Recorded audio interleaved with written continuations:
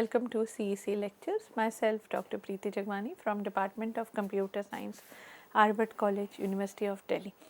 In the previous lecture we have looked into problem solving using search, and we also started with the topic of constraint satisfaction problems. So, let us take a quick recap of this constraint satisfaction problem, which is CSP, and then we will further drill down in this CSP with so many examples. That is going to be the agenda for our today's lecture.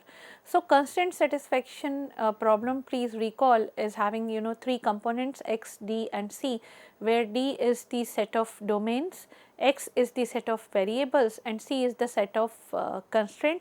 And for any constraint satisfaction problem, we need to have a consistent and a legal assignment. That means the assignment which is from that which is assigning the value from the allowable domain by respecting the different constraints. So, any assignment that is not violating any of the constraints is called consistent assignment or legal assignment, and a complete assignment is the one in which every variable assigned a value. And solution to a constraint satisfaction problem should be a consistent complete assignment. There can be a partial assignment, but that too should be consistent. On a general note, we can say solving a constraint satisfaction problem is an NP complete problem in general, although there are important subclasses of these constraint satisfaction problem which can be solved very efficiently. Now, with this background of CSPs, let us take an example of a constraint satisfaction problem. So, the first example which we are going to cover is about map coloring. So, map coloring is actually about the task of coloring a particular map where each region will be given a color in such way that no two neighboring regions have the same color, and also we need to opt for the minimum colors. Otherwise, the simplest idea is that you have n number of regions, so use n colors and then you are done. But here we will be looking for the coloring problem to be completed in minimum number of colors with the constraint that no two neighboring regions should have the same color. Now, let us say we need to formulate this particular problem of map coloring using a constraint satisfaction or in the form of a constraint satisfaction problem. What are we going to do? So, first of all, let us take an example map. So, here is the map of Australian region, which is actually here it is divided into we can say 7 regions: Western Australia, Northern Territory, South Australia, Queensland, New South Wales, Victoria and Tasmania. So, we have this these regions, and in order to color this map with the constraint that no two bordering or no two adjacent regions should have this what we can say the same color. What we need to do? First of all, we need to look, or we need to formulate this problem in the form of a constraint satisfaction problem, and for that we define the variables to be the regions. So, for example, here the regions will be WA, NT, South Australia SA, then we have Q, and New South Wales as in NSW, V as in Victoria, and T for Tasmania. So, these we have encoded these regions in the form of variables, and X is actually a set of variables having WA, NT, Q, NSW, V, SA and T. Moving further, now we have X, which is the set of variables in our hand, which is with respect to this particular map. Now, the next step is to assign a domain for every variable. So, domain for variable is going to be the set of color. So, for example, we are going to take here 3 colors: red, green and blue, and after coining X, the set X, and after creating the set B, we are left with putting the constraints. Now constraints require neighboring regions to have distinct color. So since there are 9 places where region borders, there are 9 constraints we can say. Let us see what is that constraints. So SA should not be equals to WA, SA should not be equals to NT, SA should not be equals to Q, because these are the 3 regions through or to which this SA is going to kind of we can say sharing the border. So let us say this. So SA is sharing the border with Northern Territory, with Queensland, and SA is South Australia. So that is sharing the border with Western Australia, Northern Territory, Queensland, New South Wales and Victoria as well. So South Australia have to have a different color because it is sharing the border with all initially if virtually if you can see all the regions. So that means we need to see that your SA not equals to NSW, your SA not equals to V.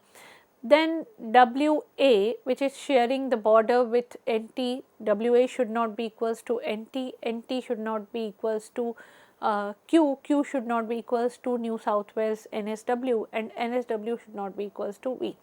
So looking that map, we have defined the constraint by taking these regions as the variables, and the assignment to these variables, that means the domain which we are considering here is consisting of red, green and blue. So if SA, I am assuming SA is red, then WA cannot be red, NT cannot be red, Q cannot be red, similarly NSW and V cannot be red. So we have constraint, we have domains, and we have the set of variables also. Now how are we going to kind of we can say we have seen all the 3 components of this CSP X, D and C. Now using these abbreviations where SA not equals to WA is you can say in the terms of scope and relation which we have seen, we have we can say this SA not equals to WA is actually a shortcut of HSA WA comma SA not equals to WA, where WA not equals to SA or SA not equals to WA can be fully enumerated in turn as we can say red green, red blue, then a pair followed green red, green blue, blue red and blue green. So this is I can say one of the possible solutions, but there can be so many other solutions to this problems as well. So other solutions are, so for example WA we are going to give as red, NT as green, then Q as red, NSW as green, V as red, SA as blue and again T as red. So now please remember one thing also, that in case of a constraint satisfaction problem, it is not necessary to have one particular unique solution for any constraint satisfaction problem. Constraint satisfaction problem can have multiple solutions as we have seen in this particular case. Moving further, we need to see when we are kind of studying the topic of constraint satisfaction problem, which is CSP. Why are we going to formulate a problem in the form of a CSP?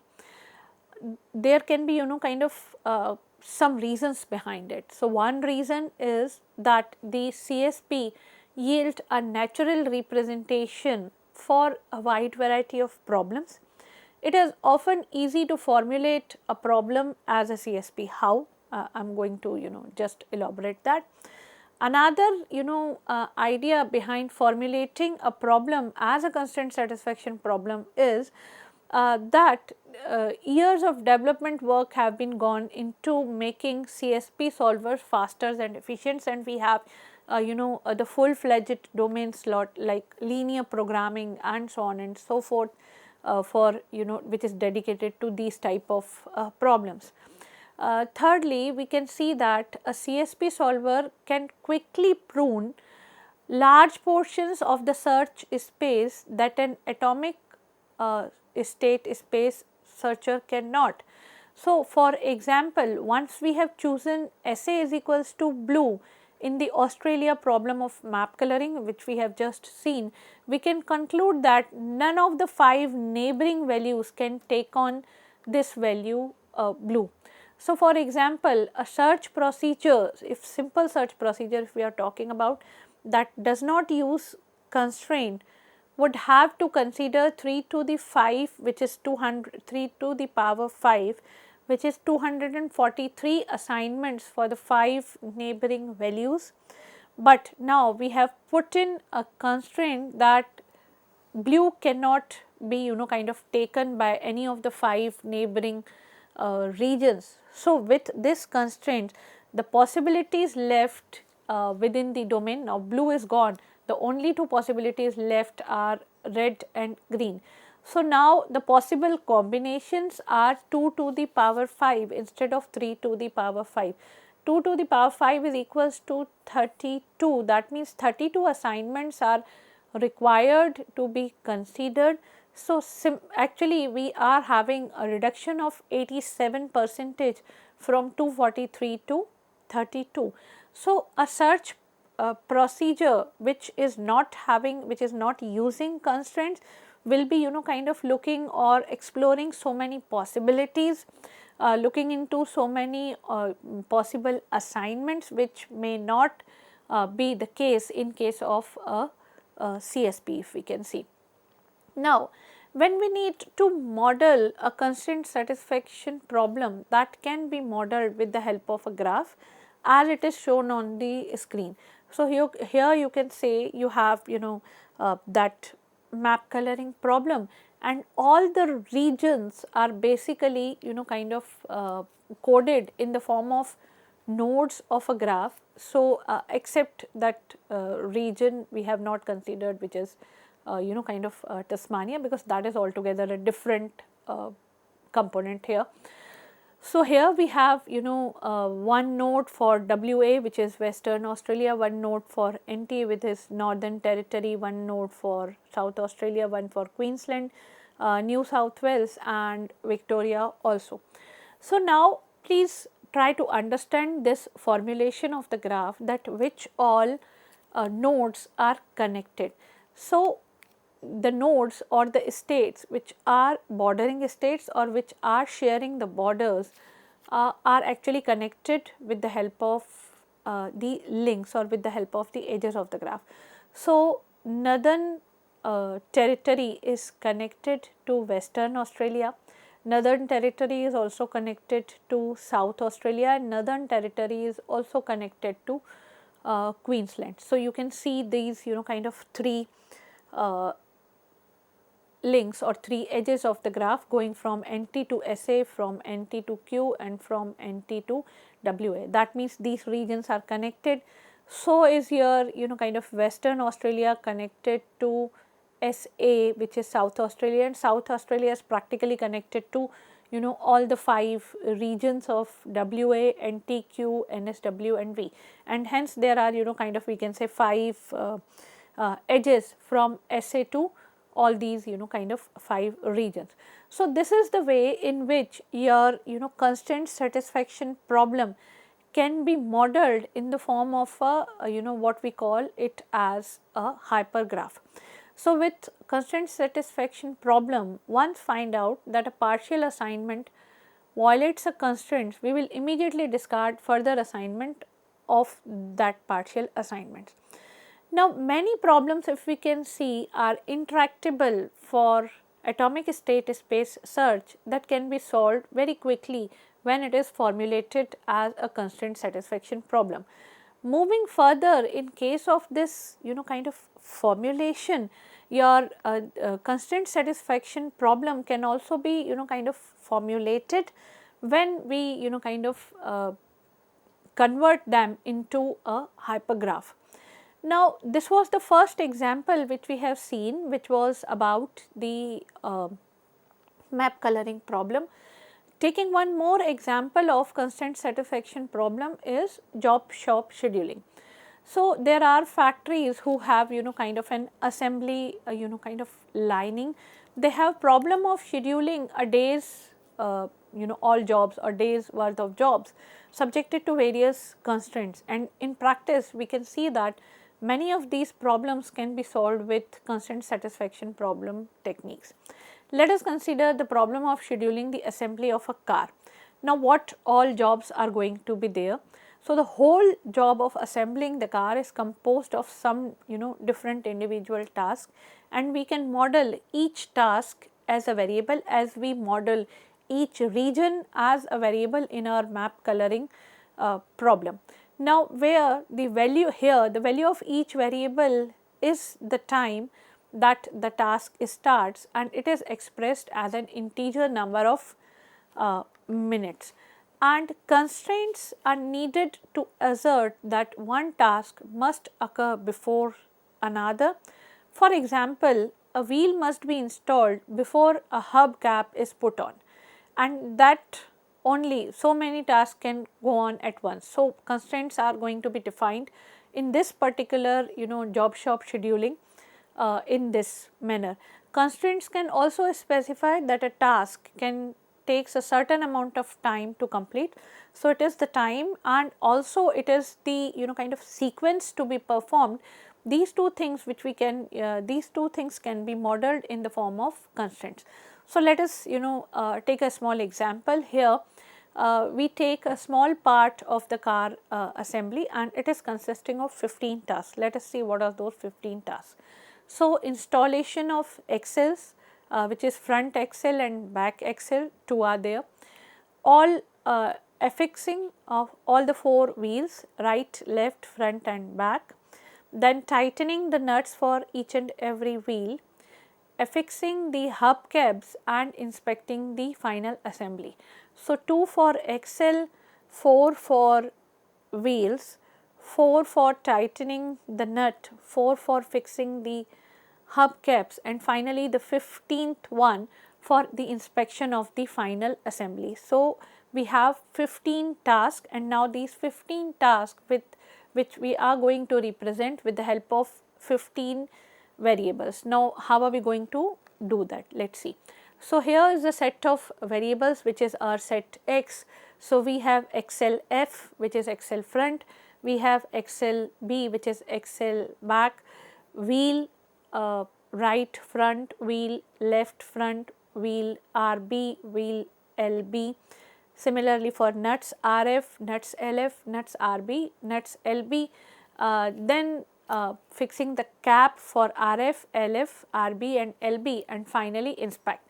So, in this X which is shown on in the figure, you can see that there are 15 tasks which are represented in the form of 15 variables. Now, we need to see about the domain as well as the constraints which are going to be put upon these variables. So, next we represent the precedence constraints between individual tasks. So, when we talk about precedence constraint, that means the task T1 must occur before the task T2, and the task T1 is going to take, let us say, duration D1 to complete.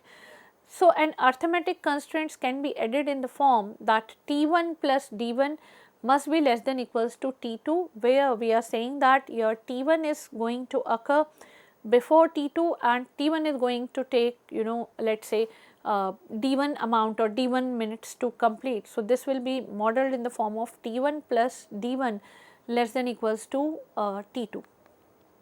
In this example, let us say the axles have to be put in place before the wheels are put on, and it is going to take 10 minutes to install a single axle. So, we can write axle F plus 10 less than equals to wheel RF.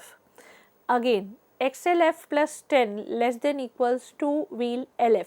So, wheel RF and wheel LF in these equations are the second task which we can say T2, where our T1 is to fix the front axle which is axle F, and D1 here it is kind of taking 10 minutes. So, T1 plus D1 less than equals to T2, because axle F is going to take 10 minutes and it is a mandatory situation, or we can say it is a constraint to put in a axle before the wheel. So, the front axle has to be kind of fixed in before kind of fixing your front wheels either right or left, and similar constraints are going to kind of go with your back axles as well. So, these are what we call as the precedence constraints. Next, we say that for each wheel we must affix the wheel first, which is going to, let us say, take kind of one amount, 1 minute, 1 unit of time, and then tighten the nuts, which is going to take again 2 minutes. So, wheel RF plus 1 less than equals to nuts RF, then nuts RF plus 2 less than equals to cap RF. So, first the idea is to fix in the wheel, then tighten the nuts, and then kind of put on the hubcap. So, affix the wheel is going to take 1 minute, tightening the nuts is going to take 2 minutes, and then after this we will be able to kind of fix up the cap. Similarly, wheels LF plus 1 less than equals to nuts LF, nuts LF plus 2 less than equals to cap LF. Similar for the back right and for the back left, which is wheel RB plus 1 less than equals to nuts RB plus 2 less than equals to caps RB.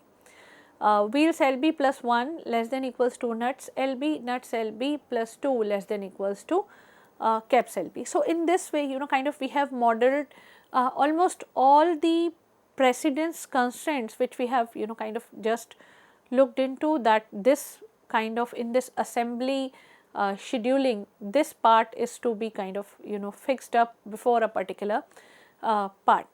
Now, also suppose that we have 4 workers to install the wheels, but they have to share one particular tool that is required to put the axle in place.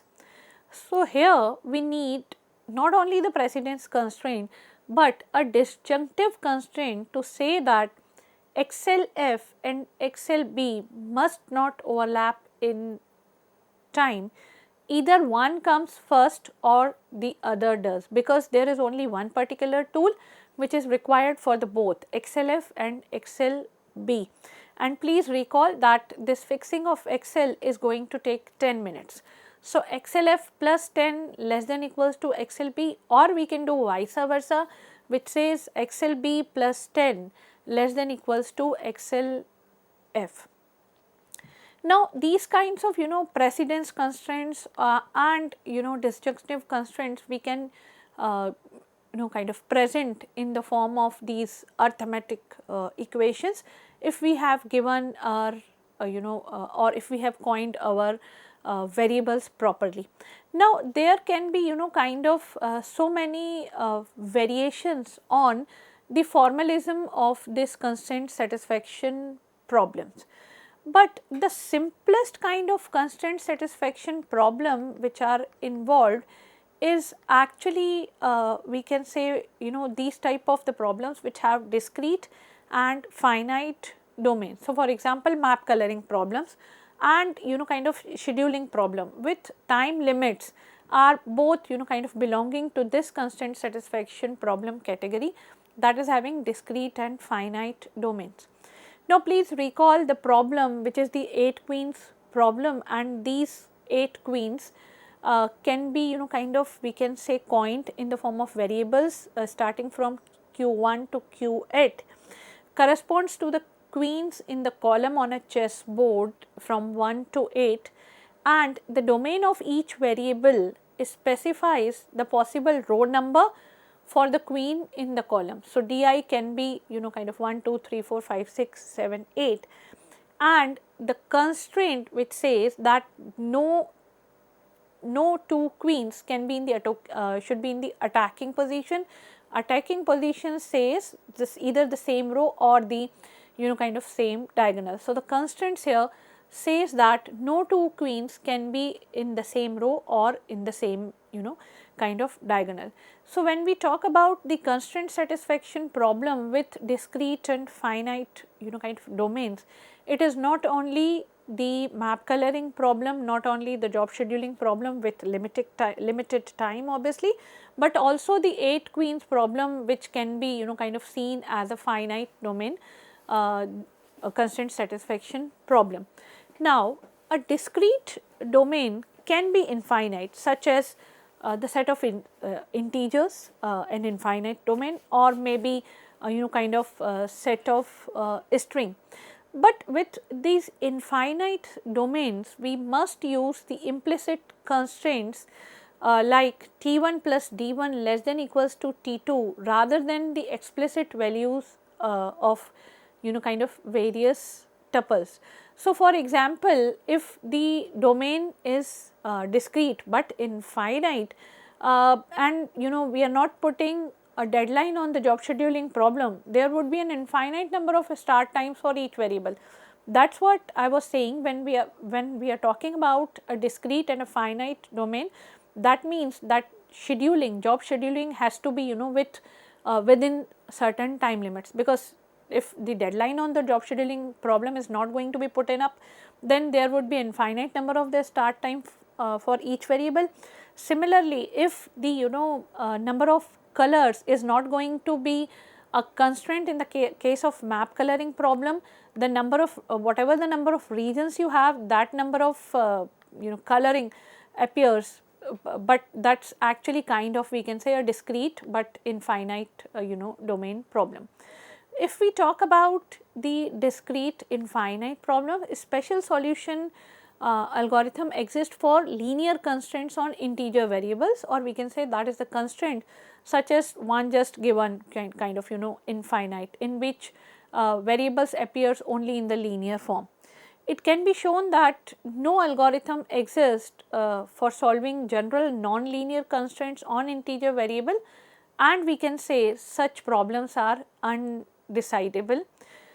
While constraint satisfaction problem with continuous domains are actually a common kind of concept in the real world, and the best known category of continuous domain constraint satisfaction problem is that of linear programming problems, which is actually altogether kind of a separate domain, in which the constraints must be linear equalities or inequalities, and these LPPs, which are linear programming problems, can be solved in polynomial time within the kind of number of variables.